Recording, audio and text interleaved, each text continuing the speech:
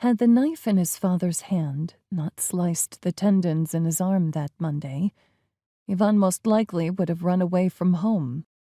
He stood there, listening to his mother, Marhita and Maidan Vasilyevich, and comprehended nothing, as if they were speaking a language he did not know.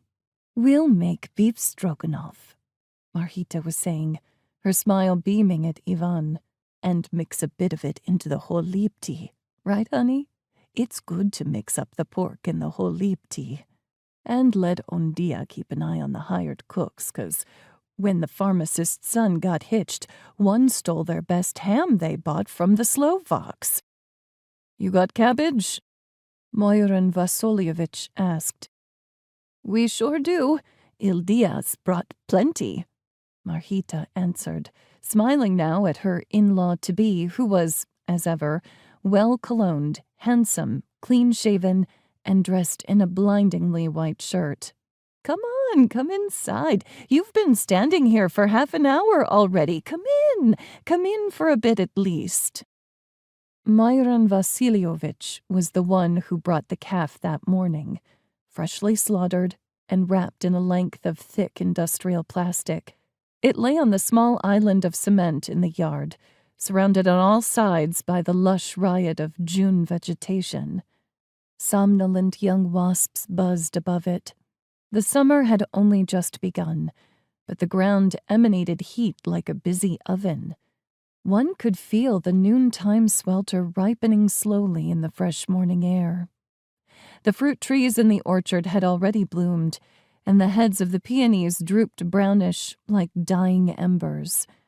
But the roses Marhita cultivated with special affection were just beginning to bud.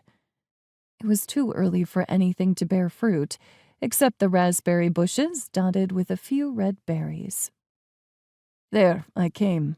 They said to go pick one, so I picked it. And the next thing I see, they've got its head on a pole." Maidan Vasilyevich related his impressions from the trip to the village. While Maidan Vasilyevich conferred with Marhita, Ivan and his father carried the carcass to the cellar to butcher it. The cellar was cool. The single light bulb under the low ceiling gave off a dull glow. Massive jugs of wine lined the wooden shelves along the walls, and the smell of the aging liquid seeped through their thick glass. The men went to work, but before they had a chance to get far, the knife in his father's hand slid along a slippery pink joint and, instead of plunging into the muscle and stopping there, kept going. The knife reached Ivan. It slipped along his bare forearm, piercing sharply at the elbow. Ivan yelped in shock and grasped his arm. The cut was small but deep. He felt faint. Multicolored circles floated before his eyes and, leaning against the nearest wall, Ivan slid slowly to the floor as his legs no longer appeared to obey him.